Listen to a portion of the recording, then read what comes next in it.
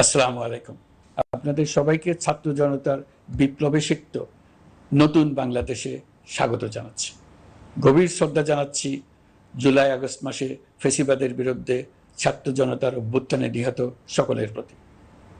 তাদের আত্মার মাগফিরাত কামনা করছি। তাদের আত্মত্যাগের বিনিময়ে নতুন বাংলাদেশ গড়ার শপথ নিয়ে আমি আপনাদের কাছে কিছু কথা বলতে চাই। শরণার্থীকালের ভয়াবহ বন্যায় যারা মৃত্যুবরণ করেছেন, যারা অসুস্থ হয়ে পড়েছেন বা যারা সর্বস্ব হারিয়েছেন, যারা দুঃসহ জীবন যাপন করছেন, তাদের স্মরণে রেখে আজকের কথাগুলো বলছি। বন্যা দুর্গতদের জীবন দ্রুত স্বাভাবিক করার জন্য যাবতীয় উদ্যোগ সরকারি বেসরকারি পর্যায়ে নেবার আয়োজন করেছি। ভবিষ্যতে সকল ধরনের বন্যা প্রতিরোধে আমাদের আভ্যন্তরীণ এবং প্রতিবেশীদের সঙ্গে যাতে যৌথভাবে নেওয়া যায় সে আলোচনা শুরু করেছি। প্রিয় দেশবাসী, আপনারা জানেন বিপ্লবী ছাত্র জনতা জাতির এই ক্রান্তি লগ্নে আমাকে এক গুরুদায়িত্ব অর্পণ করেছে। তারা নতুন এক বাংলাদেশ গড়তে চায়। নতুন প্রজন্মের এই গভীর আকাঙ্ক্ষাকে বাস্তবে রূপ দেওয়ার সংগ্রামে আমি একজন সহযোদ্ধা হিসেবে তাদের সঙ্গে যোগ দিয়েছি। দেশের সকল বয়সের, সকল পেশার, সকল মতের, সকল ধর্মের সবাইকে বিনা দ্বিধায় এই সংগ্রামে যোগ দেওয়ার আহ্বান জানাচ্ছি। প্রিয় দেশবাসী, লক্ষ লক্ষ শহীদের রক্তের বিনিময়ে এবং লক্ষ লক্ষ মা বোনের আত্মদানের বিনিময়ে যে বাংলাদেশ আমরা পেয়েছিলাম তা ফেসিবাদ এবং স্বৈরাচারের হাতে ধ্বংস হয়ে গেছে। আপনারা দেখেছেন আমাদের প্রতিটি প্রতিষ্ঠানকে তারা কিভাবে শেষ করেছে। দেশের রন্ধ্রে রন্ধ্রে ঢুকে গেছে দুর্নীতি। এমন এক দেশে আমাদের দেশ রূপান্তরিত হয়েছে যেখানে স্বৈরাচারের পিয়নও দুর্নীতির মাধ্যমে 400 কোটি টাকার সম্পদ করার মতো অকল্পনীয় কাজ করে গেছে নির্বিবাদে। শিক্ষা খাতকে পঙ্গু করে দিয়েছে। ব্যাংকিং ও শেয়ার বাজার খাতে লুটপাট, প্রকল্প ব্যয়ে বিশ্ব রেকর্ড, অবাধ সম্পদ পাচার, আইন শৃঙ্খলা রক্ষাকারী সংস্থাকে নিজ দলের পুতুলে রূপান্তর, বাক স্বাধীনতা হরণ, মানবাধিকার হরণ, এসবই হিমশৈলের অগ্রভাগ মাত্র। ক্ষমতা কুক্ষিগত করতে ফ্যাসিবাদী সরকার খর্ব করেছে জনগণের সাংবিধানিক ক্ষমতা ও অধিকার। দুঃশাসন, দুর্নীতি, অন্যায়, অবিচার, নিপীড়ন, বিচারের নামে প্রহসনের মাধ্যমে জনসুরক্ষা বিপন্ন করেছে। জনগণকে নির্যাতন, বঞ্চনা ও বৈষম্যের মুখোমুখি দাঁড় করিয়ে দিয়েছে। নতুন প্রজন্মের মানুষ সহ কোটি কোটি মানুষের ভোটাধিকারকে বছরের পর বছর হরণ করেছে। মানুষের এগিয়ে যাওয়ার পথে সকল ধরনের প্রতিবন্ধকতা তৈরি করে স্বৈরাচার তার নিজের, পরিবারের ও দলের কিছু মানুষের হাতে দেশের মালিকানা তুলে দিয়েছে। প্রিয় দেশবাসী, কিন্তু এই দ্বার প্রান্তে দাঁড়িয়েই আমাদের গড়তে হবে স্বপ্নের বাংলাদেশ। বৈষম্যহীন, শোষণহীন, কল্যাণময় এবং মুক্ত বাতাসের রাষ্ট্রের যে স্বপ্ন নিয়ে ছাত্র জনতা আন্দোলনে ঝাঁপিয়ে পড়েছিল, আমি তাদের সেই স্বপ্ন পূরণে অঙ্গীকারবদ্ধ। আপনাদের সবাইকে এই শুভলগ্নে তাদের স্বপ্ন পূরণে সমস্ত শক্তি নিয়ে এগিয়ে আসার আহ্বান জানাচ্ছি। তাদের স্বপ্ন আমাদের স্বপ্ন। জাতীয় জীবনে তরুণরা একটা মহা সুযোগ সৃষ্টি করে দিয়েছে। আমরা সবাইকে সুযোগ ব্যবহার করার কাজে এগিয়ে আসতে আহ্বান জানাচ্ছি। গণরোষের মুখে ফেসিবাদী সরকার প্রধান দেশ ত্যাগ করার পর আমরা এমন একটি দেশ গড়তে চাই যেখানে প্রতিটি নাগরিকের মানবাধিকার থাকবে পুরোপুরি সুরক্ষিত। আমাদের লক্ষ্য একটাই, উদার, গণতান্ত্রিক, বৈষম্যহীন, অসাম্প্রদায়িক বাংলাদেশ। আমরা এক পরিবার, আমাদের এক লক্ষ্য। কোনো ভেদাভেদ যেন আমাদের স্বপ্নকে ব্যাহত করতে না পারে, সেজন্য আমরা প্রতিজ্ঞাবদ্ধ। বর্তমান সরকারের দায়িত্ব গ্রহণের মাত্র 2 সপ্তাহ শেষ হল। কর্মযাত্রার প্রথম পর্যায়ে রাষ্ট্র সংস্কারের কাজে আপনাদের কাছ থেকে যে সমর্থন পাচ্ছি সেজন্য আন্তরিক ধন্যবাদ। আমরা অনুধাবন করছি যে আমাদের কাছে আপনাদের প্রত্যাশা অনেক। এই প্রত্যাশা পূরণে আমরা বদ্ধপরিকর। যদিও দীর্ঘদিনের গণতন্ত্রহীনতা, 15 বছরের ফেসিবাদী শাসন ব্যবস্থা প্রায় প্রতিটি ক্ষেত্রেই আমাদের জন্য পর্বতসম চ্যালেঞ্জ রেখে গিয়েছে, কিন্তু এই চ্যালেঞ্জ গ্রহণে আমরা প্রস্তুত। আজ আমি সরকারের পক্ষ থেকে আপনাদের দোয়া ও সহযোগিতা কামনা করতে আপনাদের সামনে এসেছি। শুধু আমি বলবো, আপনাদের একটু ধৈর্য ধরতে হবে। এখনই সব দাবি পূরণ করার জন্য জোর করা, প্রতিষ্ঠানে ঢুকে ব্যক্তিবিশেষকে হুমকির মধ্যে ফেলা, মামলা গ্রহণের জন্য চাপ সৃষ্টি করা, বিচারের জন্য গ্রেফতারকৃত ব্যক্তিকে আদালতে হামলা করে আগেই এক ধরনের বিচার করে ফেলার যে প্রবণতা, তা থেকে বের হতে হবে। ছাত্র জনতার বিপ্লবের গৌরব ও সম্ভাবনা এসব কাজে ম্লান হয়ে যাবে। নতুন বাংলাদেশ গড়ার প্রচেষ্টা হতে ব্যাহত হবে। রাতারাতি এই পরিস্থিতি থেকে উত্তরণ কঠিন। নড়বড়ে এক কাঠামো, আমি বরং বলবো জনস্বার্থের বিপরীতমুখী এক কাঠামোর উপর দাঁড়িয়ে আমাদেরকে দেশ পুনর্গঠনের কাজে হাত দিতে হয়েছে। আমরা এখান থেকেই বাংলাদেশকে এমনভাবে করতে চাই যেন এদেশে জনগণই সত্যিকার অর্থে সকল ক্ষমতার উৎস হয়, বিশ্ব দরবারে একটি মানবিক ও কল্যাণকর রাষ্ট্র হিসেবে সমাদৃত হয়। তরুণ প্রজন্ম, শিক্ষার্থী ও জনতার আত্মত্যাগের প্রতি সম্মান জানাতে রাষ্ট্র সংস্কারের কাজে সফল আমাদের হতেই হবে। এর আর কোনো বিকল্প নেই। প্রিয় দেশবাসী, আপনারা ইতোমধ্যে জেনেছেন, জুলাই আগস্ট মাসে গণ অভ্যুত্থানে বল প্রয়োগ ও হতাহতের যে দুঃসহ ঘটনা ঘটানো হয়েছে, তার স্বচ্ছ তদন্ত করতে জাতিসংঘের মানবাধিকার কমিশনের প্রধানকে বাংলাদেশে এসে তাদের তদন্ত শুরু করতে আমরা আমন্ত্রণ জানিয়েছি। তদন্তের এই প্রক্রিয়া এই সপ্তাহে শুরু হবে। তাদের প্রথম দল ইতিমধ্যে এসে গেছে। আমরা ইতিমধ্যে ছাত্র জনতার বিপ্লবকে নস্যাৎ করতে যে শত শত মিথ্যা ও হয়রানিমূলক মামলা দায়ের করা হয়েছিল, তার অধিকাংশ প্রত্যাহার করেছি এবং আটক ছাত্র জনতার মুক্তি লাভের ব্যবস্থা করেছে। পর্যায়ক্রমে মিথ্যা ও গায়েবী সকল মামলার ক্ষেত্রে অনুরূপ ব্যবস্থা গ্রহণ করে মানুষকে দুঃসহ ভোগান্তি থেকে মুক্ত করা হবে। ন্যায় বিচার নিশ্চিত করতে গণ অভ্যুত্থানের সকল শহীদ পরিবারকে পুনর্বাসন করবে। সকল আহত শিক্ষার্থী ও জনতার চিকিৎসার সম্পূর্ণ ব্যয় সরকার বহন করবে। সেই লক্ষ্যে স্বাস্থ্য মন্ত্রণালয়ের নেতৃত্বে উপদেষ্টা পরিষদে বৈষম্য বিরোধী ছাত্র আন্দোলনের প্রতিনিধিত্বকারী 2 জন উপদেষ্টার সহায়তায় একটা পূর্ণাঙ্গ তালিকা প্রস্তুত করা হচ্ছে। এই কার্যক্রমের জন্য এবং গণ অভ্যুত্থানের শহীদদের স্মৃতি ধরে রাখতে সরকার অতি দ্রুত জুলাই গণহত্যা স্মৃতি ফাউন্ডেশন নামে একটি ফাউন্ডেশন প্রতিষ্ঠা করার প্রক্রিয়া শেষ পর্যায়ে এনেছে। আপনাদের সবার এবং বিদেশে অবস্থানরত ভাই বোনদের অনুদান এই প্রতিষ্ঠানে পাঠানোর জন্য অনুরোধ করছি। আমি ব্যক্তিগতভাবে এই প্রতিষ্ঠানের চেয়ারম্যানের পদ গ্রহণ করেছি। প্রিয় দেশবাসী, আপনারা লক্ষ্য করেছেন, দায়িত্ব গ্রহণ করেই আমাদেরকে আইন শৃঙ্খলা অঙ্গনে অস্থির পরিস্থিতি সামাল দিতে হয়েছে। আপনাদের সহযোগিতা ও সমর্থনে দেশপ্রেমিক সকল আইন শৃঙ্খলা রক্ষাকারী বাহিনী কাজে যোগ দিয়েছে। ফ্যাসিবাদী সরকার প্রশাসনের চরম দলীয়করণ করার ফলে বিপুল সংখ্যক কর্মকর্তা কর্মচারী দীর্ঘদিন বৈষম্যের শিকার হয়েছেন। আমরা ইতিমধ্যে সংশোধনমূলক ব্যবস্থা গ্রহণ করতে আরম্ভ করেছি। তবে প্রশাসনকে গতিশীল রাখতে এবং একই সাথে সুনির্দিষ্ট পদ্ধতি অনুসরণ করে সঠিক সিদ্ধান্তে উপনীত হতে সময় প্রয়োজন। সেজন্য সকলকে ধৈর্য ধরার অনুরোধ করছি। প্রশাসনের সকল ক্ষেত্রে প্রতিষ্ঠানগুলো যেন জনগণের আস্থা ফিরে পায়, সেটি আমাদের অন্যতম উদ্দেশ্য। লুটপাট ও দুর্নীতির আখড়ায় পরিণত করা ব্যাংকিং খাতে সুশাসন নিশ্চিত করার জন্য আমরা উদ্যোগ নিয়েছি। এই খাতে দক্ষ জনবল নিয়োগ দেওয়া হচ্ছে। ব্যাংকিং খাতে শৃঙ্খলা স্থাপন, ব্যবসা বাণিজ্যে সহায়ক পরিবেশ তৈরি এবং জনগণের জীবনযাপন সহজ করতে নিত্য প্রয়োজনীয় দ্রব্যমূল্য ও মূল্যস্ফীতি নিয়ন্ত্রণে আনার আমরা উদ্যোগ সচল করেছি।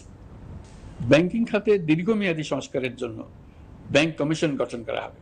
আর্থিক খাতে সার্বিক পরিস্থিতি ও সংস্কার বিষয়ে একটি রূপকল্প তৈরি করা হবে, যা দ্রুত জনসমক্ষে প্রকাশ করা হবে।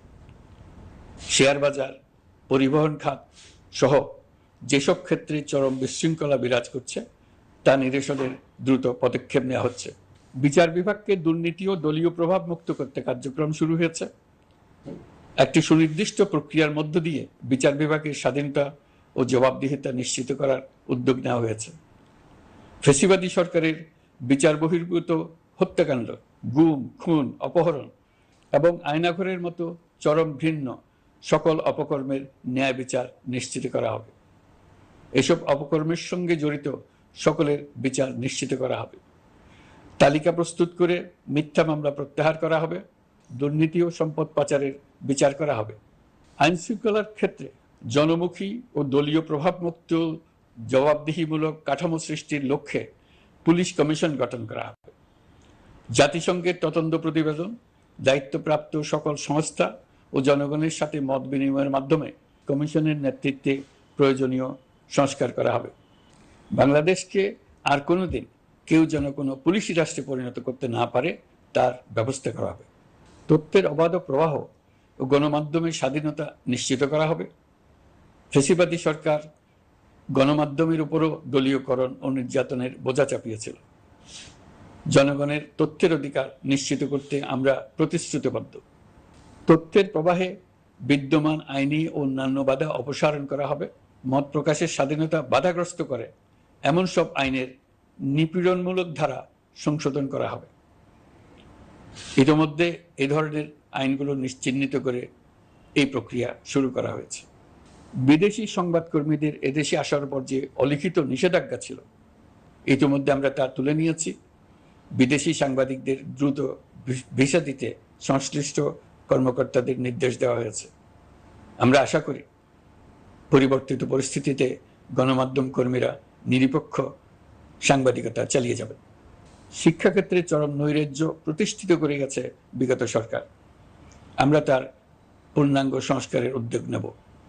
এটা আমাদের অন্যতম অগ্রাধিকার। আপনারা জানেন, দায়িত্ব গ্রহণের পর দ্রুততম সময়ের মধ্যে সকল শিক্ষা প্রতিষ্ঠান খুলে দেওয়া হয়েছে। শিক্ষার্থীদের জন্য সৃজনশীল, নিরাপদ ও ভীতিমুক্ত পরিবেশ নিশ্চিত করা আমাদের অঙ্গীকার। একই সাথে পাঠ্যক্রমকে যুগোপযোগী করার কাজও দ্রুত শুরু করা হবে। গণতন্ত্রকে সুসংহত করতে স্থানীয় সরকার প্রতিষ্ঠানগুলোকে শক্তিশালী করা হবে এবং ক্ষমতার বিকেন্দ্রীকরণ নিশ্চিত করা হবে। ছাত্র জনতার গণঅভ্যুত্থানকে সফল পরিণতি দিতে প্রশাসন, বিচার বিভাগ, নির্বাচন কমিশন ও নির্বাচনী ব্যবস্থা, আইন শৃঙ্খলা খাত এবং তথ্য প্রবাহে প্রয়োজনীয় সংস্কার সম্পূর্ণ করে অবাধ ও সুষ্ঠু অংশগ্রহণমূলক নির্বাচন আয়োজন করা হবে। এর লক্ষ্য হবে দুর্নীতি, লুটপাট, গণহত্যার বিরুদ্ধে একটি জবাবদিহিতামূলক রাজনৈতিক বন্দোবস্তের সূচনা। বর্তমান সরকার দুর্নীতির বিরুদ্ধে স্পষ্ট অবস্থান গ্রহণ করেছে। আমাদের সকল উপদেষ্টা দ্রুততম সময়ের মধ্যে তাদের সম্পদের বিবরণ প্রকাশ করবেন। পর্যায়ক্রমে এটা সকল সরকারি কর্মকর্তাদের ক্ষেত্রেও নিয়মিত এবং বাধ্যতামূলক করা হবে। রাষ্ট্রীয় পর্যায়ে দুর্নীতির বিরুদ্ধে ব্যবস্থা গ্রহণে সংবিধানের ৭৭ অনুচ্ছেদে প্রতিশ্রুত ন্যায়পাল নিয়োগে অধ্যাদেশ প্রণয়ন করা হবে। এবার কৃষি খাতের কথা একটু বলি। কৃষি নির্ভর বাংলাদেশে কৃষকের স্বার্থ যেন সুরক্ষিত থাকে, কৃষক যেন তার উৎপাদিত পণ্যের ন্যায্য মূল্য পায়, তা নিশ্চিত করা হবে। প্রবাসী শ্রমিকরা যেভাবে বৈষম্য বিরোধী ছাত্র জনতার আন্দোলনকে সমর্থন দিয়েছে, মুক্তিকামী জনগণ তা কৃতজ্ঞ চিত্তে স্মরণ করে। তাদের প্রতি সকল পর্যায়ে সম্মানজনক আচরণ নিশ্চিত করা হবে। বাংলাদেশের স্বাস্থ্য খাত অন্যতম দুর্নীতিগ্রস্ত খাত। জনগণের জন্য পর্যাপ্ত স্বাস্থ্যসেবা নিশ্চিত করার লক্ষ্যে স্বাস্থ্য খাতে প্রয়োজনীয় সংস্কার করা হবে। এই খাতে সংশ্লিষ্ট সকলকে জবাবদিহিতার আওতায় আনা হবে। হাসপাতালগুলোকে আধুনিকায়নের উদ্যোগ নেওয়া হবে এবং সেখানে সরকারি ডাক্তার সহ বিশেষজ্ঞদের নিয়মিত উপস্থিতি নিশ্চিত করা হবে। স্বাস্থ্যসেবা যাতে নির্দিষ্ট কিছু অঞ্চলে কেন্দ্রীভূত না থাকে, দেশের সব অঞ্চলের মানুষ সমান স্বাস্থ্যসেবা পায়, সে লক্ষ্যে প্রয়োজনীয় উদ্যোগ নিতে আমরা বদ্ধপরিকর। বর্তমান প্রজন্ম অনেক বেশি সচেতন। বিশ্বের বিভিন্ন প্রান্তে ঘটে যাওয়া পরিবর্তন বিষয়ে তারা ওয়াকিবহাল শুধু নয়, তারা নেতৃত্ব দিচ্ছে। তারা যে উন্নয়নের স্বপ্ন দেখে তা টেকসই এবং পরিবেশ বান্ধব, প্রকৃতি ধ্বংসকারী উন্নয়ন নয়। শুধু জিডিপি একটি দেশের উন্নয়নের মাপকাঠি হতে পারে না। নদী, নালা, খাল, দূষিত করে যে উন্নয়ন হয় তা দীর্ঘমেয়াদী নয়। জ্বালানির বিরুদ্ধে পরিবেশবাদীদের সাথে আমাদের সরকারের অবস্থান সামঞ্জস্যপূর্ণ। জলবায়ু পরিবর্তন রোধ করতে এবং আগামী প্রজন্মের জন্য সুস্থ একটা পৃথিবী রেখে যেতে কার্বন নিঃসরণ শূন্যের কোঠায় নামিয়ে আনার বিকল্প নেই। আমাদের সরকার পরিবেশ ও জলবায়ু রক্ষায় সর্বোচ্চ গুরুত্ব দেবে। এই কার্যক্রমে তরুণ সম্প্রদায়কে সম্পৃক্ত করা হবে। ইতোমধ্যে বিভিন্ন রাষ্ট্র ও জাতিসংঘ বর্তমান সরকারের কর্মসূচির প্রতি সমর্থন ব্যক্ত করেছে। আমরা সকল রাষ্ট্রের সাথে বন্ধুত্বপূর্ণ সম্পর্ক বজায় রাখব। আমাদের পররাষ্ট্রনীতির ভিত্তি হবে পারস্পরিক আস্থা, বিশ্বাস ও সহযোগিতা। আমরা মানবাধিকার আইন সহ সকল আন্তর্জাতিক আইনের প্রতি শ্রদ্ধাশীল।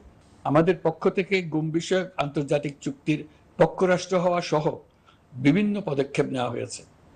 ইতিমধ্যে পক্ষভুক্ত এমন সকল আঞ্চলিক ও দ্বিপাক্ষিক চুক্তি ও সমঝোতা বাস্তবায়ন করে যাব।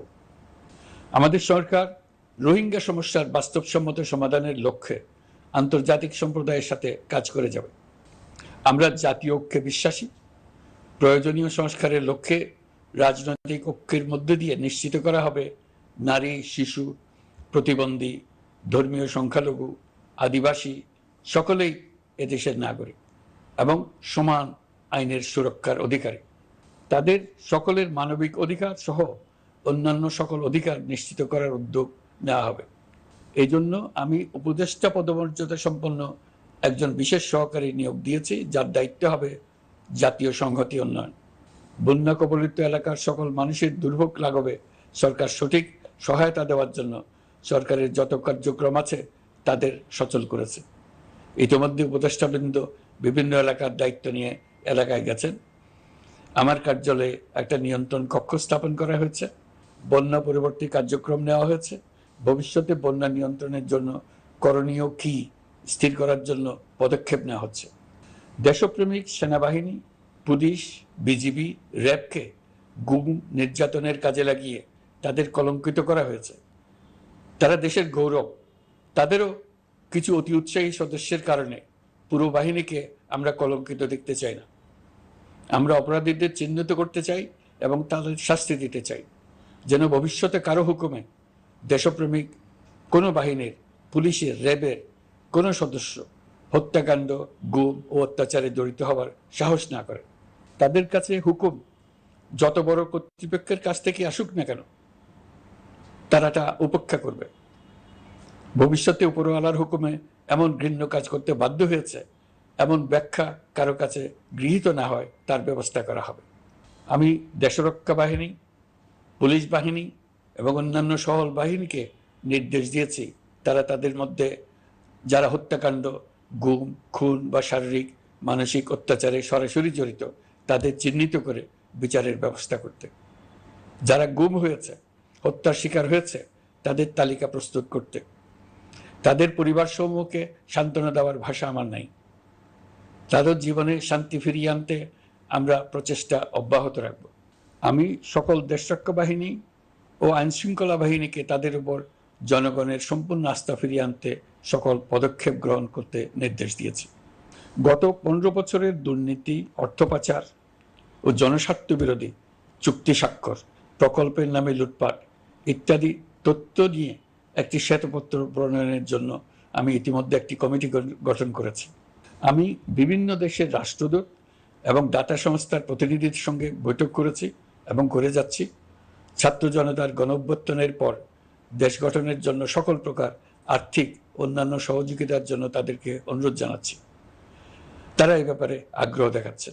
তাদের কাছে আমাদের প্রস্তাব সমূহ প্রণয়ন করে দ্রুত পাঠানোর ব্যবস্থা নিয়েছি। তাদেরকে অনুরোধ জানিয়েছি তারা যেন পরিস্থিতির কারণে অতি দ্রুত অর্থ ছাড় করার ব্যবস্থা নেন। তাদেরকেও বলেছি যে অবস্থার মধ্য দিয়ে আমরা যাচ্ছি তা যেমন একটি দুর্যোগপূর্ণ সময়, তেমনি এটা জাতির জীবনে মস্ত বড় সুযোগ। এই সুযোগকে যেন আমরা পূর্ণভাবে কাজে লাগাতে পারি, সেই জন্য তাদের সহযোগিতা চেয়েছি। এই গণ অভ্যুত্থানে বিদেশে অবস্থানকারী বাংলাদেশিরা অত্যন্ত গুরুত্বপূর্ণ ভূমিকা পালন করেছেন। জাতি তাদের অবদান বিশেষভাবে স্মরণ করবে। নতুন বাংলাদেশ গড়ার কাজে আমরা তাদের অংশগ্রহণ চাইব। আমাদের একটি লক্ষ্য হবে বিদেশগামী এবং প্রত্যাবর্তনকারী প্রত্যেক প্রবাসী শ্রমিককে মর্যাদা ও সম্মানের সঙ্গে দেশে আসা এবং যাওয়া নিশ্চিত করা। সে ব্যাপারে শিগগিরই পদক্ষেপ নেওয়া হবে। বিদেশে অবস্থানরত সকলের কাছে আমার আবেদন, তারা যেন তাদের উপার্জিত অর্থ অফিসিয়াল চ্যানেলে দেশে পাঠান। দেশের অর্থনৈতিক সংকট উত্তরণে এই অর্থ বিশেষভাবে প্রয়োজন। কি কি ব্যবস্থা নিলে তাদের জন্য অফিসিয়াল চ্যানেলে অর্থ পাঠানো সহজ হবে সেটা সম্বন্ধে আমরা তাদের পরামর্শ নেব। সারা দেশ ঘুষের মহাসমুদ্রে নিমজ্জিত। কিভাবে ঘুষ থেকে আমরা মুক্ত হতে পারি তার জন্য আমাদের পরামর্শ দেন। শুধু এই কাজটা নিয়ে অগ্রসর হতে পারলেই আমি মনে করি দেশের জন্য এই সরকার একটা গুরুত্বপূর্ণ অবদান রেখে গেছে বলে স্মরণীয় হয়ে থাকবে। আমি কথা দিচ্ছি, এই ব্যাপারে আমি আমার সর্বশক্তি নিয়োজিত করব। আমাদের দায়িত্ব দেশের সকল মানুষকে একটি পরিবারের বন্ধনে আবদ্ধ করা। পরিবারে মতভেদ থাকবে, বাকবিতণ্ডা হবে, কিন্তু আমরা ভাই বোন, আমরা বাবা মা, আমরা কেউ কারো শত্রু না। কাউকে তার মতের জন্য শত্রু মনে করব না, কাউকে ধর্মের কারণে শত্রু মনে করব না, কাউকে লিঙ্গের কারণে শত্রু মনে করব না। আমরা সবাই সমান, কেউ কারো উপরে, কেউ কারো নিচে না। এই ধারণা আমরা জাতীয় জীবনের সর্বক্ষেত্রে প্রতিষ্ঠিত করতে চাই। একটা বিশেষ ব্যাপারে আমরা আপনাদের সহযোগিতা চাচ্ছি। আমাদের দায়িত্ব গ্রহণের পর থেকে প্রতিদিন সচিবালয়ে, আমার অফিসের আশেপাশে, শহরের বিভিন্ন স্থানে সমাবেশ করা হচ্ছে। গত 16 বছরের অনেক দুঃখ কষ্ট আপনাদের জমা আছে, সেটা আমরা বুঝি। আমাদের যদি কাজ করতে না দেন তাহলে এই দুঃখ ঘোচানোর সকল পথ বন্ধ হয়ে যাবে। আপনাদের কাছে একান্ত অনুরোধ, আমাদের কাজ করতে দেন। আপনাদের যা চাওয়া তা লিখিতভাবে আমাদেরকে দিয়ে যান। আমরা আপনাদের বিপক্ষ দল নয়। আইনসঙ্গতভাবে যা কিছু করার আছে আমরা অবশ্যই তা করব, কিন্তু আমাদেরকে ঘেরাও করে এই গুরুত্বপূর্ণ দিনগুলোতে আমাদের কাজে বাধা দেবেন না। সবাই মিলে তাদের বোঝান তারা যেন এই সময়ে তাদের অভিযোগের প্রতি দৃষ্টি আকর্ষণের জন্য আমাদের দৈনন্দিন গুরুত্বপূর্ণ কাজে বাধা না দেন। একটা বিষয়ে সবাই জানতে আগ্রহী, কখন আমাদের সরকার বিদায় নেবে। এটার জবাব আপনাদের হাতে। কখন আপনারা আমাদেরকে বিদায় দেবেন?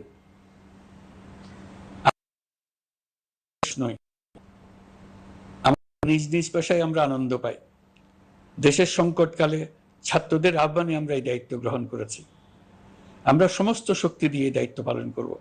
আমাদের উপদেষ্টা মণ্ডলীও এই লক্ষ্যে উদ্বুদ্ধ হয়ে সবাই মিলে একটা টিম হিসেবে কাজ করে যাচ্ছি। কখন নির্বাচন হবে সেটা সম্পূর্ণ রাজনৈতিক সিদ্ধান্ত, আমাদের সিদ্ধান্ত নয়।